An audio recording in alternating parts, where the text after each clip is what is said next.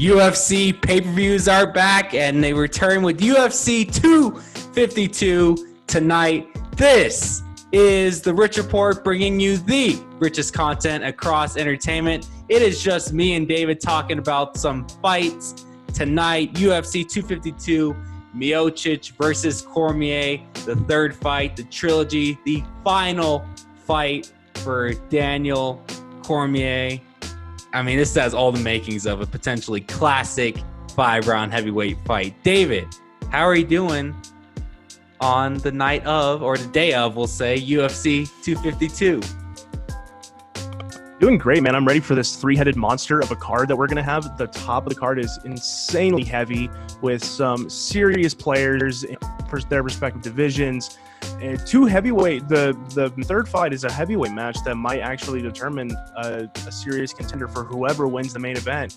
And I mean, really, it's going to come down to, can DC pull it out in his last professional fight? So it's going to be a good one, and I can't wait to see what happens. And I can't wait for it to get going tonight. Yeah, let's get right into it. We're going to start with our previews. The opener to the pay-per-view card, John Dodson versus Morav Philly. We were talking earlier about how to pronounce the name, but we finally got it. So, David, what are you looking forward to in this fight, and who do you got? I'm going to go with Dodson. I think Dodson's just a little bit more of a veteran presence in the UFC, and I think he has a little more to hold up to. He's ranked 12th right now, and I think he needs a little bit more. If he takes this one out, I know Vales Lily's only ranked 15 right now, but if he wins this one, he can move up a little bit in the bantamweight rankings, and that could definitely help. And it might even set up a future fight with the co-main, whoever wins in the co-main fight, because that's also a bantamweight fight. So I'm gonna go with Dodson on this one. I think he's got what he needs to pull it out and get a victory on this fight card, and we'll see what happens afterwards. See what the aftermath is. Yeah, unfortunately, I just don't think Dodson's lived up to his full potential. The guy's one of the most talented flyweights when he was down there. Nearly beat Demetrius Johnson when they first met. The second fight was a whole other story. But Morav Philly does have a great ground game, but it's been decision after decision after decision. Not really much of an impressive track record since he's jumped into the UFC. So yes, I'm going to go with Dodson on this one. Philly has lost some weird fight. He's been involved in some weird endings to fights, and I mean, he's got a few ref controversies. So it's a little. His record isn't as clean as some people might think it is. So that might it's not probably going to play as much of a factor, but it's definitely it's not what you would want to have if you're trying to build yourself up in the rankings, at least top 10. So he might need to try to put that aside and go for a dominant finish if he really wants to win this one. Absolutely. We're going to move into the main fights of the evening, starting with the big boys, Junior Dos Santos, Jaroslav Rozenstruik. These two trying to bounce back from devastating KOs. Junior Dos Santos' last fight coming against Curtis Blades, he got knocked out, and then, oh my goodness, way back when at UFC 249, Francis Ngannou just sending Rozenstruik into oblivion. I'm expecting Rozenstruik to come out and knock out JDS, but JDS is by far the smarter fighter. I would not be shocked if he does get the win, but it's the UFC. We want to keep the ball rolling of the stars in that division, and JDS, I'm sorry, love him. Potential Hall of Famer, but it's time to keep the ball moving at heavyweight. David, how are you seeing this fight playing out? Well, first off, JDS is definitely a first ballot Hall of Famer in my opinion. You know, a guy who had multiple championship runs and was able to defend the title, had that great trilogy with Cain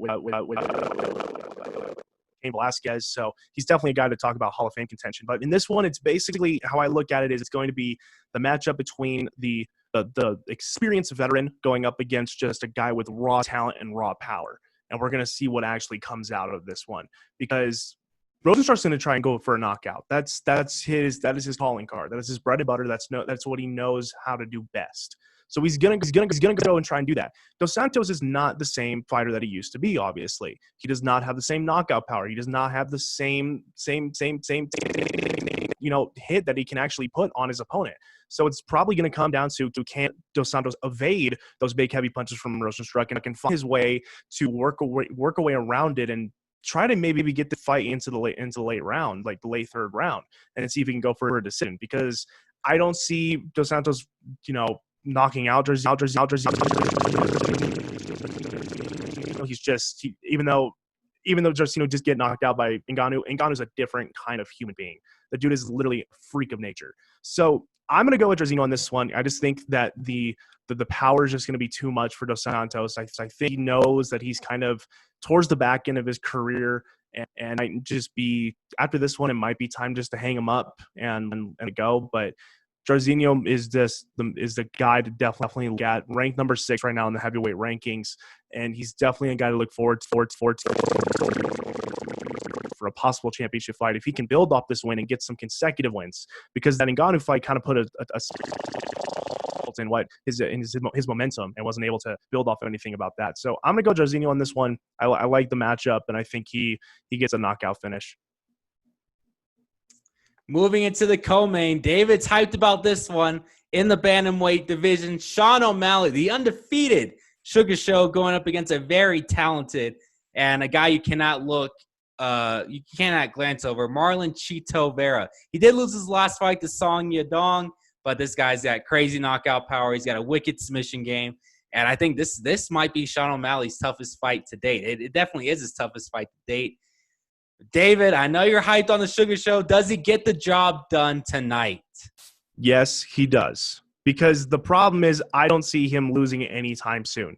I mean, he's just too good, and it's not even a bias thing. He's just he's a fast rising star, and I don't see how he can be beat.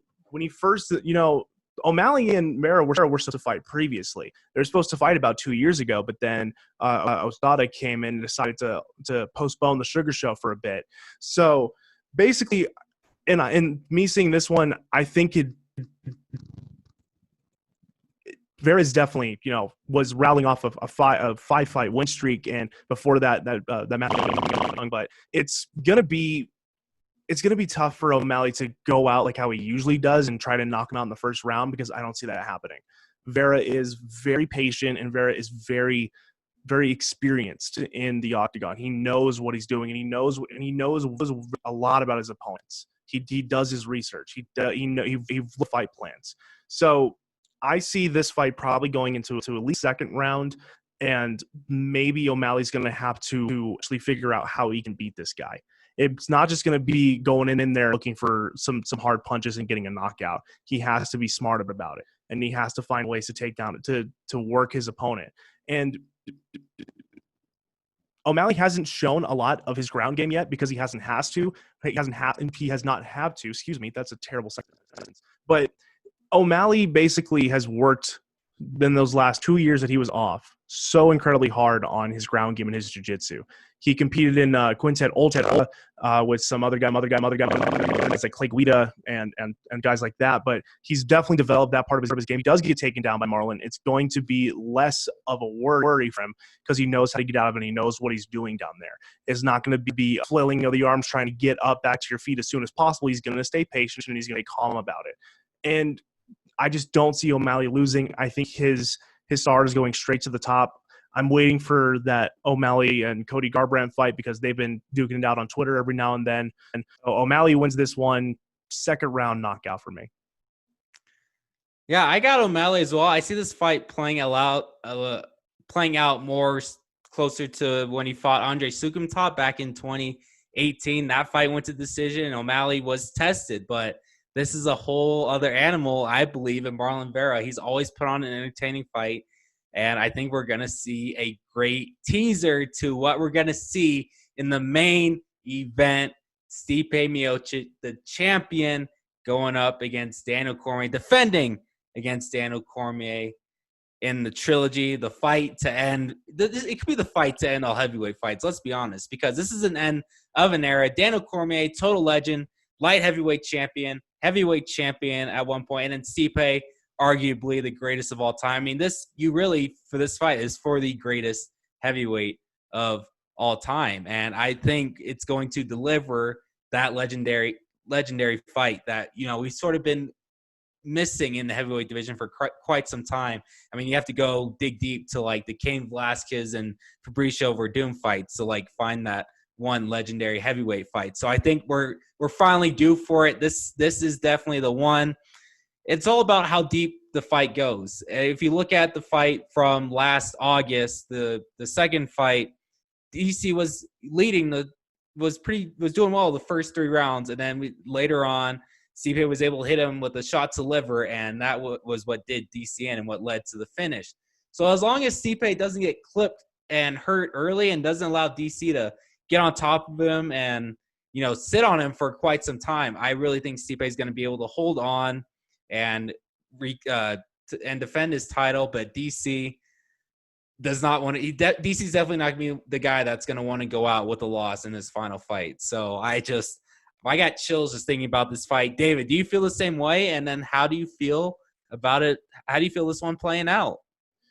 I mean, I definitely agree with the idea that it's going to go to more of the later rounds, probably a fifth fight, and even go to the distance. Because when you look at the 2 fights previously, one, it was DC winning off of a first-round non-knock. Then the second fight, Stipe takes more of his time and takes a lot of damage in those 3 rounds, but then comes in with those hard body shots because DC was not covering up for those. So he gets him with the fourth round TKO stoppage. So it's really just the rubber match of who first, basically. They're both going to try and go for the knockout, I feel like. And Daniel Cormier has said he's going to try and rely on his wrestling a lot more because he didn't use a lot of it for any of the last 2 fights. So he's going to rely on the wrestling, and Stipe has to be ready for it. If you're an Olympic wrestler and you don't use your wrestling in the UFC, you're doing something wrong. You have to be able to use your wrestling in this kind of situation. So I love Daniel Cormier. I love what he does as a person. I love what he does as a commentator. He is a great figurehead and a great, a staple of the UFC and a great role model for a lot of people. But for me, it's just a mentality of it's your last fight. He's going to go out and for the win, obviously. But to me, I'm picking Stipe because there doesn't seem like a lot of reason to take the belts off him if Daniel Cormier is just going to relinquish it right after he wins it. I think Stipe wins the fight and stays more patient and does more damage. And I feel like it might be more of a situation of how the last fight was. Daniel will probably come out quick in the box in the first maybe 2-3 rounds, and then Stipe is going to finally realize I got to step it up a notch and look. Or if he's down, he's going to go for that win. He's going to go for that win, and I think it's going to be more towards the second fight. So Stipe wins for me. He stays the cornerstone of the heavyweight division, and he meets the newcomers like Curtis Blades and Rozenstruik later on. And I think he's the great poster child for the heavyweight division so far. So Stipe wins for my book. You can't forget about that potential rematch with Francis Ngannou, of course, because we all remember that first round from 2018. Oh my goodness, the potential that fight could be if Ngannou gets his mind right in the ground game. Before we go and end this preview, David, any names that we should look out for in potentially the prelims? Maybe an overlooked name that could put on a show before we get to the main fights of the night. Yeah, I'm going to go with an underlooked one. It's Danny Chavez. Danny Chavez is a featherweight, and he's making his UFC debut on the prelims. He's 10-3 professionally, and it's currently on a 3-fight win streak. So I think he kind of takes that momentum to him in the UFC and is able to make a career out of it and make a name for himself in the featherweight division that honestly kind of needs some names right now. It's still super early, obviously. But if he can start racking up some wins, he might get some notoriety and might actually look something. So he's facing TJ Brown, who is obviously the favorite in the fight. But I think Danny Chavez is definitely a guy to look at and could do some serious damage to the featherweight division for a couple of years to come. Mine is Vince Pichel, and between 2014 and 2017, he had a layoff, and then he came back in 2017 in just incredible fashion with a brutal knockout over Damian Brown, and he's only lost once since 2017, and that was against Gregor Gillespie, and we all know how good that guy is. He's going up against the legend in Jim Miller. Jim Miller, obviously Hall of Famer, but Vince Pichel does have the knockout power and just has an all-around good game. He's a fun guy to watch, and I believe he's going to deliver a potential performance of the night performance against Jim Miller. And I think that it's going to be a good lead-in to the preview because it is the featured prelim of the evening. That'll do it for our UFC 252 preview show. I'll have a written preview as well because I ain't got nothing to do for the rest of the day. So I'll have that up as well. I'll have full coverage on Twitter throughout the night for the card and then obviously cap it off with the recap. For David Church, I'm Cameron Richardson. We will see you on Monday to resume the podcast. See you then. Stop the recording.